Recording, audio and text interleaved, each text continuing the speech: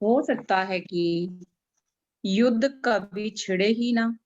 तुम अभी प्रवज्जा क्यों नहीं स्थगित कर देते? हो सकता है कि तुम्हारे यहाँ बने रहने के लिए शाक्य संघ से अनुमति प्राप्त करना संभव हो जाए। सिद्धार्थ को यह विचार सर्वदा नापसंद था।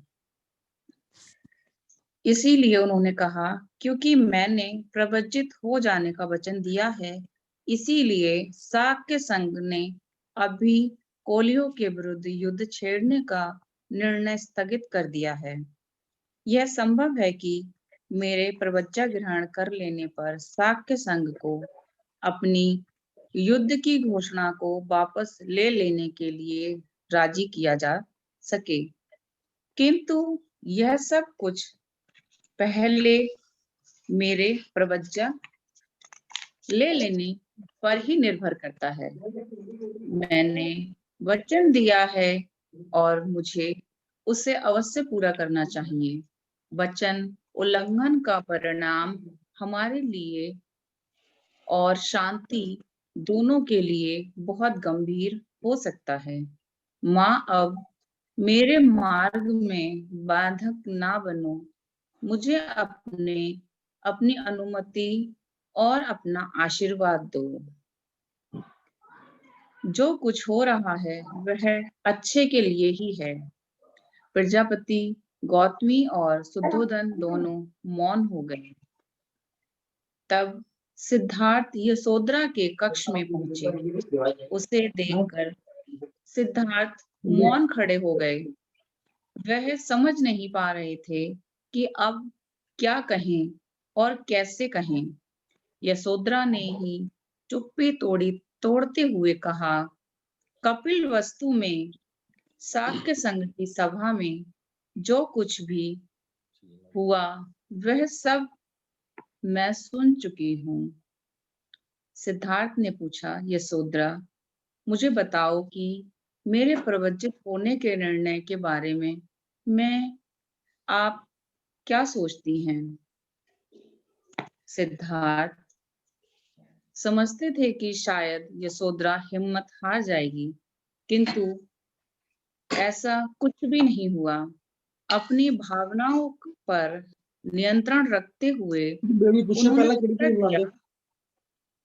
उन्होंने उत्तर दिया, यदि मैं ही आपकी स्थिति में होती तो मैं भी इसके अतिरिक्त और क्या करती। निश्चय से मैं कोलियों के विरुद्ध छेड़े जाने वाले युद्ध के पक्ष में ही नहीं होती। आपका निर्णय उचित निर्णय है। मेरी सहमति और समर्थन आपके साथ है। मैं भी आपके साथ प्रवज्जित हो जाती। यदि मैं प्रवज्जित हो नहीं पा रही हूँ, तो इसका एकमात्र कारण यही है कि अभी मुझे राहुल का पालन पोषण करना है। अच्छा होता यदि ऐसा ना हुआ होता, लेकिन स्थिति का सामना करने के लिए साहसी और वीर होना चाहिए। आप अपने माता पिता तथा पुत्र की चिंता ना करें। मैं जब तक जीऊंगी उनकी देखभाल करती रहूंगी।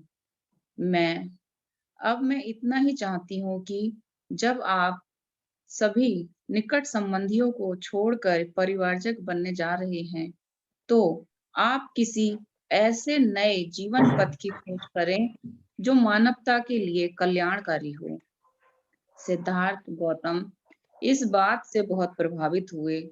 इससे पहले उन्होंने कभी नहीं जाना था कि यशोधरा इतनी वीर, साहसी और उदार हृदय वाली स्त्री है। और वे कितने गौरवशाली हैं कि उन्हें यशोधरा जैसी पत्नी मिली। और समय ने दोनों को पृथक पृथक कर दिया। सिद्धार्थ ने यशोधरा को राहुल को लाने को कहा। उन्होंने राहुल का एक पिता की वात्सल्यपूर्ण दृष्टि डाली, फिर वे वहां से चले गए। जी मैडम, आगे आगे बढ़े। यदि आप यदि इसकी व्याख्या करना चाहते हो तो कर सकते हैं, तो नहीं तो फिर आगे और बढ़ा जाए। ठीक है। महा अभिनिष्क्रमण, गृह त्याग। सिद्धार्थ ने सोचा कि वह भारद्वाज से प्रवज्जा प्राप्त करें, जिसका आश्रम कपिलवस्तु में ही था। तदनुसार वह अगले दिन अपने साथी छन्न को साथ लेकर और अपने प्रिय अश्व कंथक पर चढ़कर आश्रम की ओर चल पड़े। जैसे ही वह आश्रम के समीप पहुंचे, स्त्री और पुरुष द्वार पर एकत्र हो गए, मानो वे एक और नए दूल्हे का स्वागत कर रहे हों। और जब वे उनके समीप आए, उनकी आंखें आश्चर्य से खुली थीं और उन्होंने बंद कमल की तरह हाथ जोड़कर सिद्धार्थ को नमस्कार किया। वे उन्हें घेरे हुए खड़े हो गए। उनके चित्त भाव विरल थे, जैसे कि वे अपने अल्पक नेत्रों से उसका पान कर रहे हों और प्रेम के साथ पुष्पित हो रहे हों। कुछ स्त्रियों ने तो वास्तव में उन्हें कामदेव का प्रतिरूप समझा, क्योंकि वे अपने श्रेष्ठ अलंकारों से सज्ज ही अलंकृत थे। दूसरों ने उनकी शालीनता और तेजस्विता से समझा कि अपनी शीतल किरणों के साथ चंद्रमा पृथ्वी पर उतर आया हो। अन्य उनके सौंदर्य में मुग्ध हो मुंह खोले ऐसे खड़ी थी, मानो उन्हें निगल जाएंगी। वे दूसरे को देखकर लंबी लंबी सांसें ले रही थीं। इस प्रकार स्त्रियां केवल उनकी ओर एकटक देखे ही जा रही थीं। ना उनके मुंह में शब्द था, ना चेहरे पर मुस्कुराहट। वे उन्हें घेरे हुए अबाक खड़ी थीं और उनके प्रवज्जित होने के निर्णय पर विचार पर विस्मित हो रही थीं। बहुत कठिनाई से वे भीड़ में से निकले और आश्रम के द्वार में प्रविष्ट हुए। सिद्धार्थ नहीं चाहते थे कि शुद्धोधन और महाप्रजापति गौतमी उपस्थित हों, उनकी प्रवज्जा देखें, क्योंकि वे जानते थे कि ऐसे समय में वह व्यथा से टूट जाएंगे। लेकिन उनकी जानकारी के बिना ही वे पहले से ही आश्रम पहुंच चुके थे। जैसे ही उन्होंने आश्रम में आहते में प्रवेश किया, उन्हें वहां उपस्थित भीड़ में अपने माता पिता दिखाई दिए। अपने माता पिता को वहां देखकर वह सर्वप्रथम उनके पास गए और उनका आशीर्वाद मांगा। वे इतने भावविह्वल थे कि उन्हें उनके मुंह से एक शब्द तक नहीं निकला। वे रोते ही रहे और उन्होंने उसे छाती से लगाया तथा आंसुओं से उनको नहला डाला। छन्न ने कंथक को आश्रम के एक पेड़ से बांध दिया था और वह भी वहां खड़ा था। शुद्धोधन और महाप्रजापति को आंसू बहाते देख वह भी भावावेश में रोने लगा। बड़ी कठिनाई से अपने माता पिता से स्वयं को अलग कर सिद्धार्थ वहां गए जहां छन्न खड़ा था। उन्होंने वापस घर जाने के लिए उसे अपने वस्त्र और गहने दे दिए। तब उन्होंने अपना सिर मुड़वाया से कि वार्जक के लिए आवश्यक के चचेरे भाई योग्य वस्त्र और भिक्षा पात्र ले आए थे। सिद्धार्थ ने उन वस्त्रों को पहन लिया। इस प्रकार परिवारजक जीवन में प्रवेश करने के लिए तैयार होकर सिद्धार्थ भरद्वाज के पास गए, जिससे कि वे उन्हें प्रवज्ञा दे सकें। अपने शिष्यों की सहायता से भरद्वाज ने आवश्यक संस्कार किए और सिद्धार्थ गौतम के परिवारजक बन जाने की घोषणा की। यह याद करके कि उन्होंने शाक्य संघ के सम्मुख दोहरी प्रतिज्ञा की थी, एक तो प्रवज्ञा लेने की और दूसरे अविलंबन की शाक्य जनपद की सीमा से बाहर हो जाने की, सिद्धार्थ गौतम प्रवज्ञा का संस्कार समाप्त होते ही अपनी यात्रा पर चल पड़े। आश्रम में जो जन समूह एकत्र हो गया था वह असाधारण था, क्योंकि सिद्धार्थ गौतम की प्रवज्ञा की परिस्थितियां भी असाधारण थीं। जब राजकुमार आश्रम से बाहर निकले,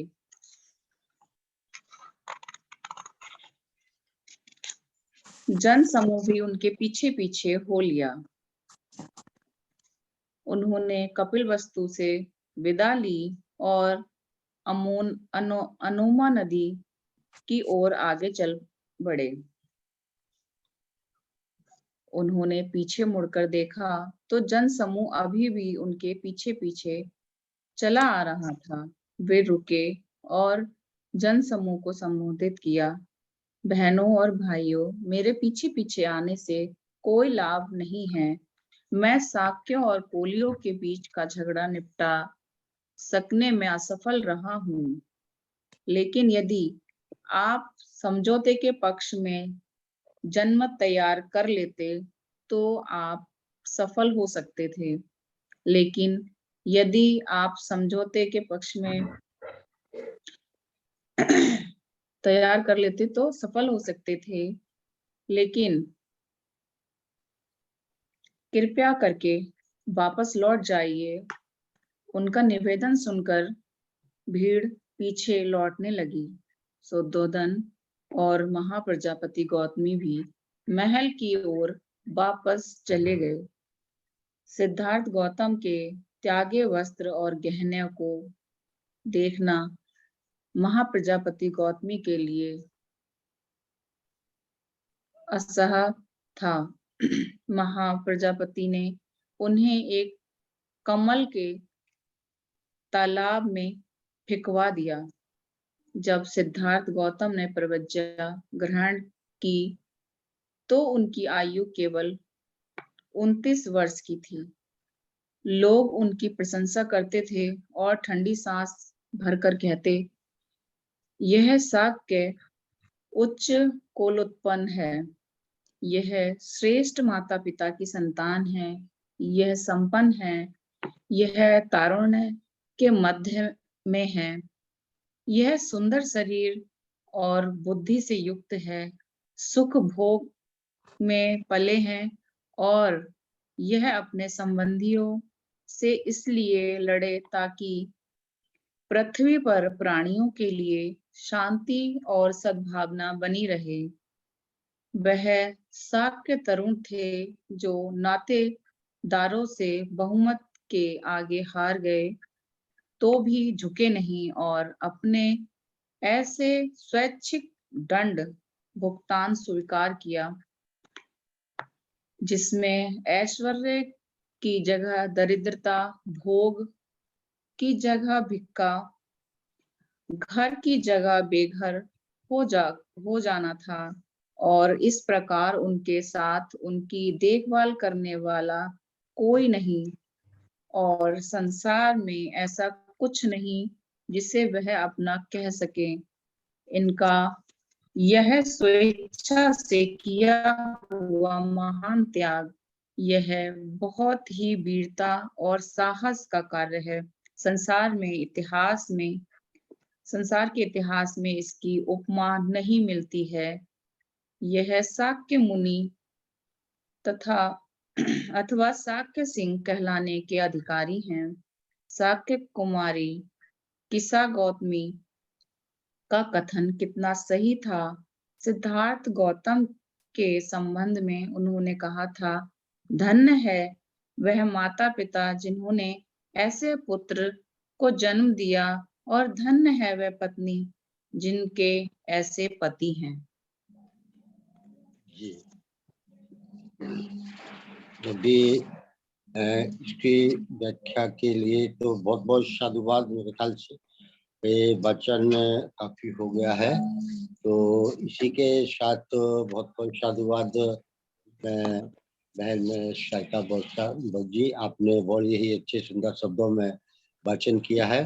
अब अध्यक्ष उद्बोधन से पहले मैं आदरणीय कार्रवाई के अध्यक्ष बादल सिंह बौद्ध साहब को आमंत्रित करता हूं कि वो आए और आज के वाचन के ऊपर अपने व्याख्या करते हुए अपनी बात रखेंगे। आदरणीय कार्रवाई के अध्यक्ष।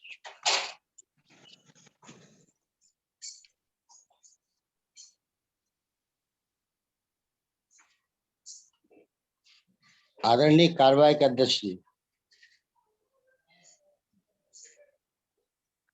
बात रखना है करम साहब मुझे। जी, बात रखना है मुझे कि कोई प्रश्न पूछ रहा है? नहीं, कोई या तो किसी को कोई प्रश्न पूछना हो तो प्रश्न पूछे, नहीं तो आप इसकी व्याख्या करें, उसके बाद में अध्यक्ष की उद्बोधन रखेंगे। अगर किसी साथी को इस संबंध में प्रश्न पूछना हो तो मैं बताऊं, अन्यथा फिर अध्यक्ष जी के रखवा दीजिए। अच्छा अच्छा अच्छा जी। तो आदरणीय अध्यक्ष आज की अध्यक्षता कर रहे हैं आदरणीय के बौद्ध साहब जी से अनुरोध करूंगा कि वो अपना अध्यक्ष उद्बोधन रखें। जी आदरणीय जी, आवाज आ रही है? आवाज आ रही है? आ रही सर, आ रही आवाज आ रही सर। महाकारुणिक तथागत बुद्ध बोधिसत्व डॉक्टर भीमराव अम्बेडकर को नमन। समस्त महापुरुषों एवं संस्थापक अध्यक्ष मान्यवर धर्म प्रकाश भारती जी, कार्यवाही अध्यक्ष मान्यवर बादल बौद्ध जी एवं समस्त उपस्थित बहनों भाइयों को जय भीम, नमो बुद्धाय। जय भीम। प्रवचन तो आप रीडिंग तो हम लोग कर रहे हैं, वाचन कर रहे हैं, तो इसमें जड़ की बात बताते हैं। उस हम लोग समझना होगा कि जो वाचन करना हमारा उद्देश्य नहीं, समझ जाना चाहिए। इसके लिए एक रहस्य की बात यह है कि हमें समझना होगा कि एक बहाना होता है, निशाना होता है। पढ़ने को तो अपने अपने घर में पढ़ भी चुके हैं और पढ़ भी सकते हैं, नए लोग भी पढ़ सकते हैं। ये इंस्ट्रक्शन दिया जा सकता था कि ये घर में पढ़ लीजिए, लेकिन वो उद्देश्य नहीं है। उद्देश्य मल्टीपर्पज है, इसको समझना बहुत जरूरी। अपने अकेले में पढ़ेंगे उसका अलग होगा प्रभाव। यहाँ जूम में जो पढ़ते हैं, इसका रहस्य यह है कि आप खुद कल देखिए, सोचिए जरा सा कि अभी पूरे देश के लोग जुड़ जाते हैं। इतने लोगों को इकट्ठा करना कितना मुश्किल काम है, जो बिल्कुल आसानी से घर बैठे हम लोग जुड़ जाते। ठीक है, ऑनलाइन है, लेकिन जुड़ते तो है इतना। अभी 10 आदमी को मीटिंग बुलाना हो, उसमें कितना परेशानी होती है। एक बात। दूसरी बात, इसमें यह रहस्य है कि एक दूसरे को जो देखते हैं तो प्रेरणा मिलती है। पहले बता दिए कि पढ़ने तो घर में पढ़ सकते हैं, लेकिन उसमें उतना नहीं मिले। लेकिन यहाँ क्या है कि प्रेरणा मिलती है और ये लगता है कि एक साथ इतने लोग हम लोग कर रहे हैं। इससे क्या होता है कि माइंड के गहराई में जब बात जाती है, प्रेरणा का डिग्री जो है बहुत व्यापक हो जाता है। ये सब रहस्य को हमें समझना पड़ेगा। दूसरी बात, ये जो पढ़ने का तरीका तो बहुत बढ़िया है, चैप्टर वाइज पढ़ा जाता है, अस्थिर से पढ़ा जाता है, ताकि ले मैन भी समझ से। अपने से पढ़ने में स्पीड बढ़ सकता है, घट सकता है, कोई और बात हो सकती है, लेकिन वो सब डिस्टर्बेंस यहाँ पर 1 घंटा आधा घंटा जितना भी चलता है, बिल्कुल माइंड कॉन्सेंट्रेट होता है। ये दूसरी बात कि हम लोग देना क्या चाहते हैं समाज में, संस्कृति, मिलने की संस्कृति। वो उसके बिना जीवन सफल नहीं होता और समाज में हम लोग छाप नहीं छोड़ सकते। इसके लिए हम लोग को ये प्रयास इसीलिए है कि इसको कंटिन्यू ही नहीं रखा जाए, बल्कि जितना संख्या हो सके हम लोग जुड़े। अभी जैसे फिलहाल हम लोग 54 लोग जुड़े हुए हैं, चलिए ठीक है 54 ही है, लेकिन एरिया देखिए कि लगभग पूरे इंडिया जुड़ जाता है। एरिया बहुत इंपॉर्टेंट है कि इतने जगह लोग जुड़ रहे हैं, इसका मतलब कि ये संदेश इतने क्षेत्र में जा रहा है। टाइम लगेगा, कोई भी चीज की टाइम लगेगा। और बुधवार को रखा गया है, ये भी हमें बीच बीच में जानना चाहिए। हम उदाहरण के साथ बताते हैं ताकि दिमाग में बैठ जाए। मैसेज देना उद्देश्य नहीं है, मेंटालिटी डेवलप करना हम लोग उद्देश्य, इसलिए उदाहरण देना बहुत जरूरी हम समझते हैं। एक साथ होने से क्या होता है कि अभी जितने लोग हैं अपने अपने घर में हैं, लेकिन प्रिपेयर्ड हो गए। 7 बजे लोग तैयार हो, 7 बजे पहले लोग जुड़ गए, 7 बजे तक तो लोग ही जाते हैं। तो इससे क्या होता है, अनुशासन, जितना भी आप देख रहे हैं आज का जो रीडिंग हुआ उसी में देखिए कि वो परमिशन लेते हैं, और जो हुआ कि भाई हम तो जाना ही जाना होगा, तो माता पिता से आशीर्वाद लेते हैं, कंसेंट लेना भी, ये सब तरीका है, ये नॉर्म्स है, लोकाचारी जैसे कहेंगे। और अभी हम लोग इसको समाज में तो है ही होगा, लेकिन पहले परिवार में लागू करना। बच्चों को चाहिए कि कहीं जाना है तो पूछ के जाए, मना नहीं करेंगे, लेकिन हम लोग सब करते नहीं, समस्या नहीं हो रहा है। इसलिए हम लोग एक तरह से रट रहे हैं, थ्योरी पढ़ रहे हैं, परीक्षा भी पास कर रहे हैं, नौकरी भी ले रहे हैं, लेकिन व्यवहार में परिवर्तन नहीं हो रहा। ये उद्देश्य इसका यही है कि हम लोग प्रेरणा लें, और सामूहिक प्रेरणा। पहले अकेले भी ले सकते हैं प्रेरणा पढ़ करके, लेकिन यहाँ क्या है कि सामूहिक प्रेरणा होता है। और इसमें हम लोग एक तो बुधवार को रखा गया, इसलिए मैं बता रहा था कि भाई जैसे मुस्लिम भाई देश में नहीं दुनिया में, लेकिन एक सिस्टम बना है कि शुक्रवार को मिले। कोई दिन अच्छा नहीं है, कोई दिन बुरा नहीं, लेकिन एक दिन हो गया। अब इसका नतीजा क्या हुआ कि विश्वव्यापी उन लोगों को एक रूपता हो जाती। वो गरीब है कि अमीर है, पढ़ा लिखा है कि अनपढ़ है, तो कोई मतलब नहीं, लेकिन एक जगह मिलते हैं। ये चीज हम लोग को प्रस्थापित करना होगा, तब हमारी पहचान बने।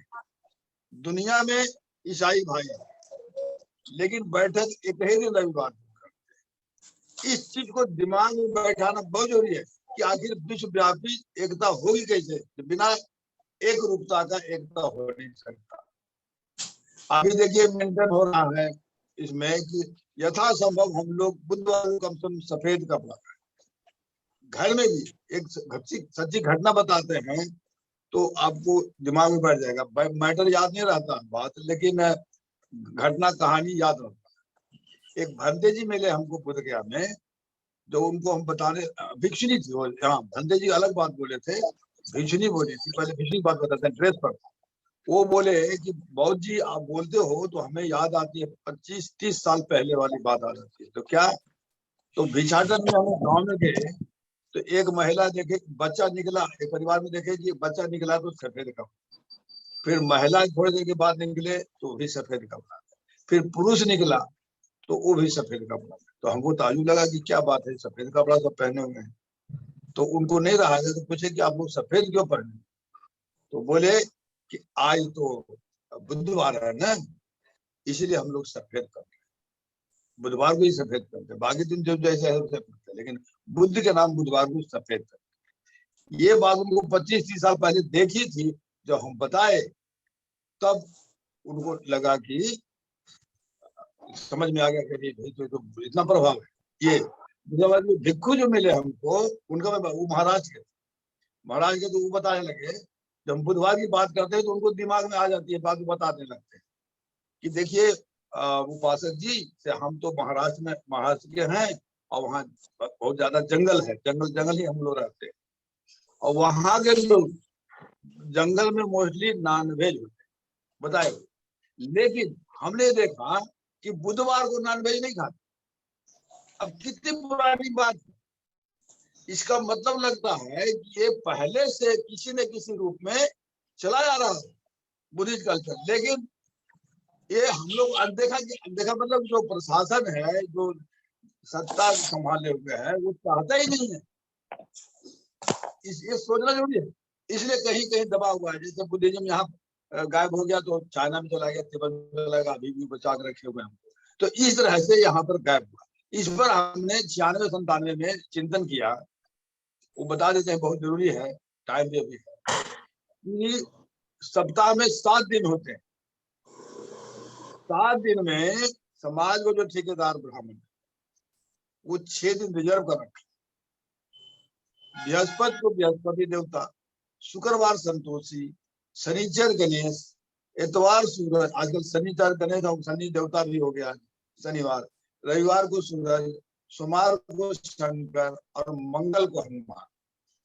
तो हम इस पर चिंतन किए कि जो समाज के ठेकेदार 6 दिन रिजर्व किया, 7वां क्यों छोड़ दिया बुधवार। तो इस पर हम चिंतन किए कि बुध कहने से केवल एक ही बैठते हैं, वो बुद्ध भगवान के, और उन लोगों को एलर्जिक है, तभी तो इतना मेंटेन कर रहा हूँ।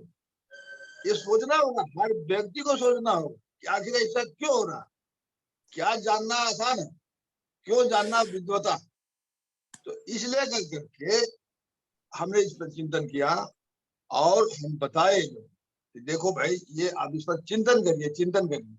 और इसीलिए हमने बनाया कि जिस चीज को हाइड किया गया, छिपाया गया, क्यों न हम उसी को हाईलाइट करें। तो इसी को सोच करके हम 95-96 में ही शुरू कर दिया कि बुद्ध गौतम के नाम बुधवार के शाम देश के हर गांव में सामूहिक वंदना का। ये अभी सुबह हो रहा है। सुबह क्यों हो रहा है, इसका एक अलग कारण है। इसलिए हो रहा है कि सुबह घर में हैं आप, घर में मिल लीजिए और अभी सोचना शुरू करें। सोचता है आदमी की स्वभाव है, सोचता ही है कि भाई क्यों नहीं शाम को हम 2-4 आदमी बैठाएं। अगर कुछ नहीं कर सकते तो सब 2-4 को बुला के चाय तो पिला दीजिए, कम से कम पड़ोसी को, रिश्तेदार को नहीं। इससे क्या होगा, एक मिलने जुलने का टेंडेंसी होगा। अभी जितना भी समाज में समस्या है उसका एक ही कारण है कि हम मिलते नहीं। ऐसे कोई दोषी नहीं है, हम किसी को दोषी नहीं मानते, दोष है क्योंकि मिलने का सिस्टम नहीं।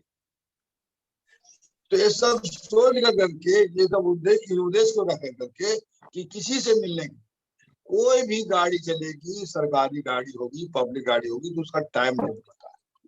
और हम लोग कोई टाइम टेबल नहीं है। टाइम टेबल दुनिया में 2 लोगों का है। मुसलमान का शुक्रवार है 1 बजे दिन, कृष्ण भाई का रविवार है 9 बजे सुबह। ठीक है, मौका है तो आइए, नहीं तो अगले सप्ताह आइए। लेकिन इससे क्या है कि हम लोग को अभ्यास करना पड़ेगा। जैसे कल हम जन्मते तो जानते नहीं, लेकिन सीख जाते हैं। ABCD जानते सीख जाते हैं। उसी मिलना भी हम नहीं जानते, लेकिन अगर प्रयास करें तो सीख जाएंगे, कोई बड़ी बात नहीं। तो ये सब विचार को दिमाग में रख करके एक प्रैक्टिकल एस्पेक्ट हो रहा है कि हम लोग अभी देखिए, जितने लोग हम लोग अभी जुड़े हुए हैं, पूरे देश के लोग जुड़े हुए हैं। ठीक है, संख्या कम अलग बात है, क्वालिटी तो हो रहा है ना। तो यही डेवलप करते करते करते टाइम लगेगा, इसमें कोई दिक्कत नहीं है। और हमारा कहना है कि अगर ये जारी रहा तो 10 साल में देश का दशा बदल सकता है। तो हर परिवर्तन का मूल विचार परिवर्तन, और हम विचार में ही उन लोगों को खोट कर दिया। पहले विचार क्या है, जाति। जाति एक विचार है, जाति है कुछ नहीं, एक विचार है। अब जैसे जाति आएगा तो ऊंचा नीचा हो जाए, ये विचार है। और नहीं तो अगर ब्लड बैंक में जाए तो वहां जाति का खून तो नहीं मिल रहा, वहां विचारधारा साइलेंट हो जाता है कि नहीं जान बचाओ, किसी तरह जान बचाओ। और वहां कोई ब्लड बैंक में जाति या कम्युनिटी नहीं। जो किसी भी व्यक्ति का खून कोई भी आदमी ले सकता है, तो किसी के साथ कोई भी शादी क्यों नहीं करता, सोचने की बात है। और एक बहुत चीज हम सीखे हैं, जो हमारे गुरु जी हैं अभी थाईलैंड में, इंडिया के हैं, औरंगाबाद या मतलब महाराष्ट्र के, तो वो अभी थाईलैंड में, तो उनको जो एक लाइन बताए थे वो बहुत अच्छा हमको लगा, अभी भूलेंगे नहीं। वो बताए थे, उपासक जी शादी के केवल 2 साल है। वो फिर बोले आदर्श विवाह, ये भी बोले आदर्श विवाह के 2 साल। क्या है? पहला है कि एक लड़का होना चाहिए, दूसरा शर्त है कि एक लड़की होना चाहिए। नहीं, एक लड़का और एक लड़की होगी, पहला शर्त। दूसरा शर्त क्या है कि लड़का को लड़की पसंद होना चाहिए, लड़की को लड़का पसंद। बस वो किस जाति का है, किस गांव का है, किस राज्य का है, किस देश का है, क्या फर्क पड़ता है। तो ये अगर ये विचार मन में आ जाएगा तो भेद खत्म हो जाएगा। लेकिन हम लोग ना मिले, इसीलिए जात पैदा किया गया। जात नहीं, वो जाल जिसमें हमको फंसा के रख दिया। फड़फड़ाते हैं, हल्ला करते हैं, लेकिन फिर दूसरे में रहते हैं। अब एक जवान आदमी बोला जाए कि भाई हिमालय जा सकते हैं, पार कर सकते हैं, पर हाँ कुछ ट्रेनिंग मिल जाएगा तो पार कर जाएंगे। हम पूछते हैं मीटिंग में, हम बोले अच्छा तो जाति का को दूसरे जाति में शादी कर सकता है? बोला ये कैसे? तुरंत मतलब घूमता ही नहीं दिमाग में कि ये कैसे हो सकता है, मतलब असंभव। हिमालय पार करना आसान है, लेकिन जाति पार करना मुश्किल। ऐसा क्यों होगा? क्योंकि विचार है दिमाग।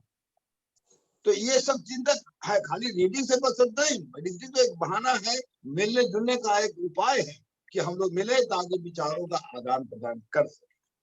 इस तरह से हम लोग को करना पड़ेगा। तो इसलिए बता रहे कि बुधवार इसे कोई दिन अच्छा नहीं है, कोई दिन बुरा नहीं, सब दिन बराबर, सब दिन प्रकृति का है। लेकिन एक डेट, जैसे लैंग्वेज कोई अच्छा नहीं है, कोई बुरा नहीं। इंडिया में कितना लैंग्वेज, तो जो हम लैंग्वेज नहीं जानते क्या वो खराब थोड़े? लैंग्वेज लैंग्वेज होता है। लैंग्वेज का मकसद है, लैंग्वेज और रिलीजन, इसका मैं कंपेरिजन करके बताता हूँ। कल्पना करें कि दुनिया में एक ही आदमी है, तो कोई लैंग्वेज की जरूरत है? कोई लैंग्वेज की जरूरत नहीं। अगर और उसी तरह से कल्पना करें कि एक ही आदमी है, तो कोई धर्म की जरूरत है? कोई जरूरत नहीं है। इसलिए धर्म और रिलीजन का मकसद है, रिलीजन मतलब रिलेशन, रिलेशन बिटवीन टू, दो व्यक्तियों के बीच में संबंध स्थापित करने का माध्यम होता है रिलीजन भी और भाषा भी। तो इसी तरह से हमको ये समझेंगे, अगर दिमाग में बैठ जाता है, समझ में आ जाता है, तो हम लोग व्यवहार अकॉर्डिंगली करें। व्यवहार केवल 3 तरह के होते हैं दुनिया में। पहला है कि हम सामने वाले को ऊंचा माने, दूसरा है कि सामने वाले को नीचा माने, और तीसरा है कि सामने वाले को बराबर माने। विचार, जो विचार में आएगा वैसे ही व्यवहार होगा। अगर हमने सामने वाले को ऊंचा मान लिया तो तय हो गया कि हम उसके सामने व्यवहार को करेंगे दब्बूपन की तरह। क्लियर? तो मान में आ गया कि ऊंचा। और अगर मान लिया कि वो सामने वाला जो मिला हमको नीचा है, तो आपके व्यवहार में अड़ियलपन आ जाएगा। स्वाभाविक है, प्राकृतिक है विचार। ये विचार मेन चीज है। इसलिए हमें विचार में परिवर्तन, ये अभी जो हम लोग कर रहे हैं गतिविधि, ये विचार में परिवर्तन लाने के लिए। व्यवहार तो अपने आप होगा, ऑटोमेटिक होगा। तो ये सब चीजें हैं, हमने बनाया। देखिए अभी संस्थापक अध्यक्ष जी भी बुद्धगामी है। परसों भी मिले थे, कल भी मिले थे, आज बुधवार है। वो बोले कि आज बुधवार है, हम लोग बुद्धगया में हैं, तो आज हम लोग एक स्पेशल मीटिंग रखे हैं, बुद्धगया में रखे हैं, और उनके अध्यक्षता में होगा, प्रबोधन होगा। तो इस तरह से हम लोग एक सिस्टम बना रहे हैं ताकि संदेश जाए कि हम लोग, तो हम लोग शॉर्ट में बताते हैं फिर करना क्या होगा। तो पहले भी हम लोग बोल चुके हैं, नेपाल लुम्बिनी में हम लोग गए थे।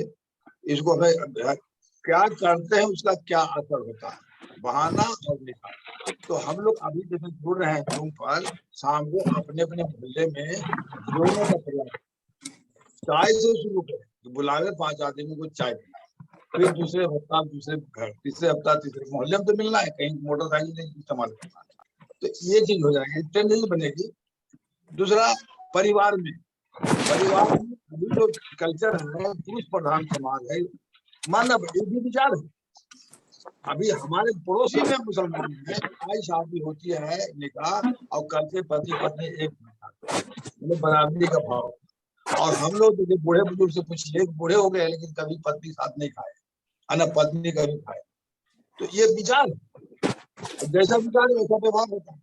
तो इस तरह से बैठ के परिवार में हम लोग एक साथ, रात का भोजन एक साथ, सुबह थोड़ी सी हड़बड़ है, दिन में थोड़ी सी गड़बड़ है, लेकिन शाम को तो स्कूल बंद, कॉलेज बंद, नौकरी चाकरी सब बंद है। एक कल्चर बनाना पड़ेगा जिसे आपसी प्रेम हो, और बिना प्यार का जो प्रेम है वो पिंजरा के समान है। खैर, तो इस तरह से ये परिवार में हो गया। एक हम खीर और खीर की बात बताते हैं। इस पर भी जो वीडियो मांगे है, शांति से बोलने का एक वीडियो जो पर बहुत प्रभावित हुए थे, उन्होंने दिया था। जो चाहेंगे हमारे नंबर पर करेंगे तो हम दे देंगे उनको। और ऐसे भी बीच बीच में हम डालते रहते हैं, फेसबुक भी डालते रहते हैं। तो इस तरह से क्या होगा कि 3 लेवल पर हम काम करते हैं। पहला, समाज में क्या होना चाहिए, सामूहिक बंधन। परिवार में क्या होना चाहिए, रात का भोजन मिलता। और तीसरा जो व्यक्तिगत बताते हैं आपको अभ्यास, कि हम लोग ध्यान साहब में जरूर करें। आदमी को आदत नहीं है, बोलते हम तो पूजा पाठ कुछ नहीं करते, हम तो भैया पूजा पाठ मत करो, लेकिन ध्यान तो करो, कम से कम स्नान ध्यान तो बोलो, ध्यान तो करना पड़ेगा, है ना। बुद्ध भी बोले हैं कि भाई माता पिता सर्वे सर्वा, माता पिता हमको पैदा नहीं करेंगे तो क्या जानेंगे बुद्ध और क्या जानेंगे अम्बेडकर। इसलिए ऐसे क्या होगा कि जैसे आदर भाव करेंगे तो करुणा, माता जो है दुनिया में जितने भी माता है वो करुणा के भंडार है। अगर करुणा चाहिए तो माता को रेस्पेक्ट करिए, माता को आदर करिए, करुणा ऑटोमेटिक आ जाएगा, प्राकृतिक है। तो इसलिए करके अगर तो ये हमें कारण है। और चौथा जो है, 1 मिनट लगेगा, चौथा जो है कि कोई भी मंगल कार्य हम लोग करना है परिवार, तो बुधवार को सीमित कर दें। इस तरह से बच्चा जन्मा, जो खुशी मनाते हैं बुधवार को मनाए, कि जो ऐसे बुधवार में आते हैं तो हम कर ले जी। तो इस तरह से शादी करना है बुधवार करें, मकान उद्घाटन करना बुधवार करें, फाउंडेशन ओपन करना बुधवार करें। इस तरह से एक छाप छूट जाएगा कि और हमारी पहचान बन जाएगी कि हमारा दिन बुधवार, सोशल डे। इस तरह से एक कल्चर डेवलप करेगा और विश्वव्यापी कल्चर हो जाएगा। अंग्रेजी में लोगों को समझाते हैं डब्ल्यू से वेडनेसडे, डब्ल्यू से विजडम, डब्ल्यू से वीक सप्ताह एंड डब्ल्यू से वर्ल्ड। उन लोग भी इसीलिए हम पूरे काम रहे हैं, विदेशों में समझाते हैं, वो भी सरप्राइज करते हैं, एक्सेप्ट करते हैं। इस तरह से हमें 10 साल अगर लगाएंगे तो देश का दशा बदल सकता है। ये हमारा आंकलन है और इसी साथ हम अपने विचार को विराम देते हैं। बहुत बहुत साधुवाद, नमो बुद्धाय। कार्यक्रम चलते रहना चाहिए, बहुत सफल कार्यक्रम हो रहा है। कल भी हम बोले संस्थापक अध्यक्ष जी को कि ये हालत में कंटिन्यू होना ही चाहिए, बहुत फायदा होगा। ठीक है, नमो बुद्धाय। बहुत साधुवाद आदरणीय अध्यक्ष महोदय जी, आपने अपना अध्यक्ष उद्बोधन दिया, बहुत अच्छे उद्बोधन रहा। अब मैं हमारे बीच में आदरणीय संस्थापक महोदय आदरणीय धर्म प्रकाश भारती साहब भी जुड़े हुए हैं। मैं उनसे अनुरोध करता हूं कि वो आए और अपना उद्बोधन रखें। आदरणीय धर्म प्रकाश भारती साहब। महाकारुणिक तथागत गौतम बुद्ध, बोधिसत्व परम पूजनीय बाबा साहब डॉक्टर अम्बेडकर जी, मानव समाज में जन्मे सभी संत गुरुओं के चरणों में नमन करते हुए बहुत बहुत आभार आदरणीय हमारी बहन उपासिका सारिका जी का, जिन्होंने आज धम्म वाचन किया। बहुत बहुत आभार आदरणीय के बौद्ध साहब का, जिन्होंने अध्यक्षता की। बहुत बहुत आभार सफल संचालन के लिए आदरणीय हमारे BL कदम साहब का। बहुत बहुत आभार मैं व्यक्त करना चाहता हूँ। देश भर से आज लगभग 59 लोग जुड़े, उन सबका भी मैं बहुत धन्यवाद करना चाहता हूँ। और 10 सेकंड में केवल मैं एक निवेदन करना चाहता हूँ। आज का जो वाचन था, जिसका शीर्षक था सिद्धार्थ गौतम का गृह त्याग, सिद्धार्थ गौतम का गृह त्याग, ये बाबा साहब डॉक्टर अम्बेडकर जी ने बुद्ध और उनके धम्मों में इसको बड़ी जिम्मेवारी के साथ इसको लिखा है। क्यों लिखा है? क्योंकि कुछ लोग जो बुद्ध धम्म के विरोधी थे, विरोधी होने के बावजूद भी वो भिक्षु बने और भिक्षु बनकर भिक्षु संघ में शामिल हो गए। और भिक्षु संघ में शामिल होने के बाद उन्होंने इस सत्य घटना को काल्पनिक घटना में बदला। सत्य घटना जो सिद्धार्थ का गृह त्याग था कि कोहली और साक्यों के बीच युद्ध को लेकर उनका जो मतभेद था और जिसके कारण वो साक्य संघ में पराजित हुए और पराजित होने के कारण उन्होंने अपने को गृह त्याग करने के लिए तैयार किया। तो इसका मुख्य उद्देश्य ये था कि बुद्ध युद्ध के विरोधी थे। युद्ध किसी भी कीमत पर बुद्ध नहीं चाहते थे, चाहे उनको अपना राजपाट, अपने माता पिता, अपनी पत्नी, अपने पुत्र का त्याग करके भी जंगल में जाना पड़ा, लेकिन अंतिम समय तक वो युद्ध के पक्ष में खड़े नहीं हुए, उसका विरोध करते रहे। तो ये संदेश पूरी दुनिया में जब गया कि बुद्ध युद्ध के विरोधी हैं और बुद्ध सदैव ये चाहते हैं कि कोई समस्या संसार में ऐसी नहीं बनी कि यदि 5 बुद्धिजीवी लोग साथ बैठें और उस पर विचार करें तो बिना युद्ध के उसका समाधान किया जा सकता है। यह बुद्ध का मत था। तो इस मत को धूमिल करने के लिए, इस मत को इतिहास से गायब करने के लिए उन्होंने काल्पनिक एक घटना गढ़ दी कि भाई बुद्ध जब अपने राज्य में निकले तो उन्होंने एक बूढ़े को देखा, एक रोगी को देखा, एक मृत बीमार को रोगी को देखा, एक शव को देखा, मरे हुए व्यक्ति को देखा। उससे वो विचलित हुए और विचलित होकर रात को वो घर छोड़कर चले गए।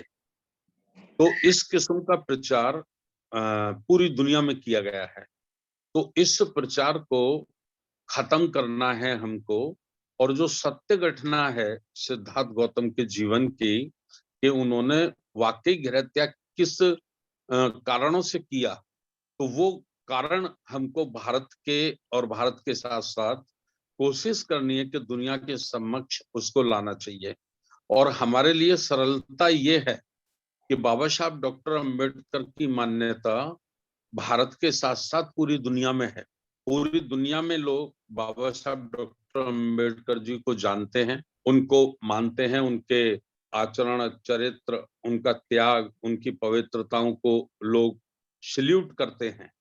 तो ये बुद्ध और उनके धम्म में लिखा हुआ प्रकरण है, उनके हाथ से लिखी हुई घटना है कि सिद्धार्थ गौतम ने किन कारणों से गृह त्याग किया। रोहिणी और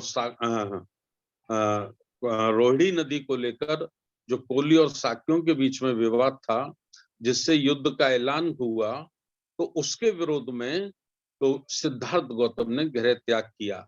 अर्थात इसका मतलब यह है पूरी दुनिया में जो संदेश जाना चाहिए, वो संदेश यह है कि सिद्धार्थ गौतम किसी भी कीमत पर युद्ध के पक्ष में नहीं थे। युद्ध नहीं होना चाहिए।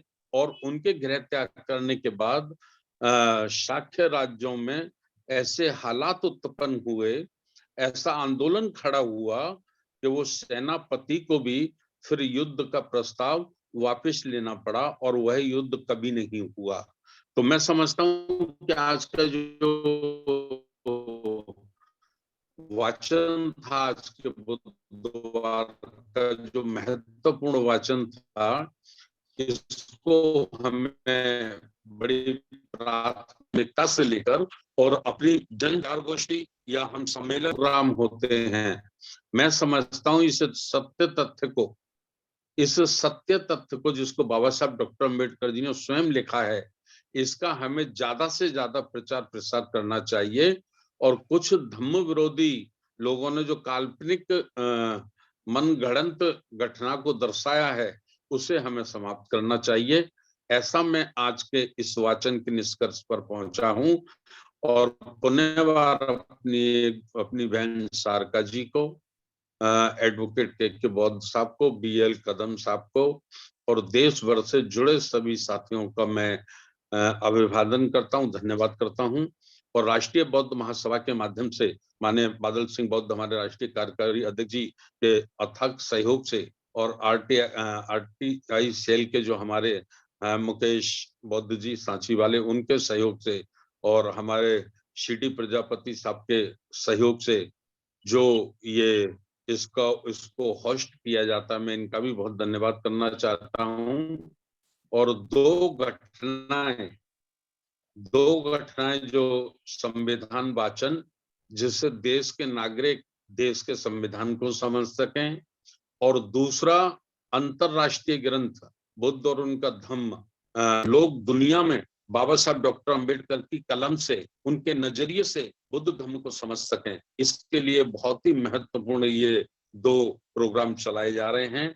तो मैं सभी का बहुत बहुत धन्यवाद करता हूं और पुनः एक बार फिर आपका आभार। नमो बुद्धाय, जय भीम। साधु साधु साधु, बहुत बहुत साधुवाद आदरणीय संस्थापक महोदय जी। आपका उद्बोधन बहुत ही ठीक और आज के वाचन के ऊपर पूरा आपका उद्बोधन रहा। अब मेरे ख्याल से किसी का कोई प्रश्न होगा भी नहीं कि सारे प्रश्नों के उत्तर आदरणीय संस्थापक महोदय जी ने बड़े ही सटीक शब्दों में उसकी व्याख्या की है। तो शायद फिर भी किसी का कोई क्वेश्चन हो तो पूछ सकते हैं, लेकिन मेरे ख्याल से सभी पहलुओं पे साहब के द्वारा बड़ी अच्छी सी व्याख्या भी की गई है आज के वाचन के ऊपर। तो सबको बहुत बहुत साधुवाद। अब समय भी हमें इजाजत नहीं दे रहा है, तो मैं चाहूंगा कि सभी लोग सभ्य सत्ता के लिए तैयार हो जाए। सभी लोग मन को शांत करेंगे, हाथ जोड़ेंगे, क्योंकि समय भी हम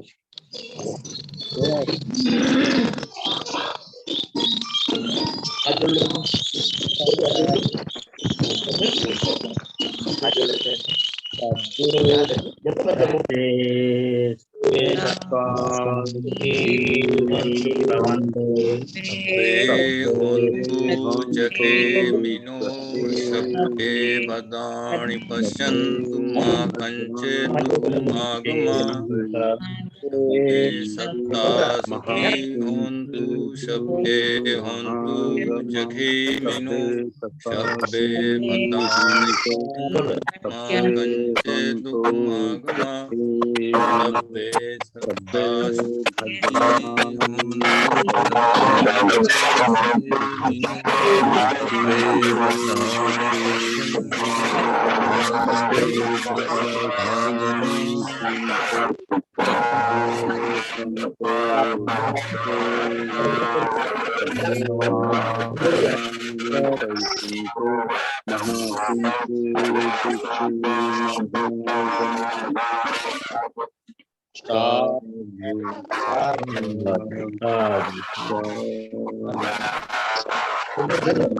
सारे प्राणी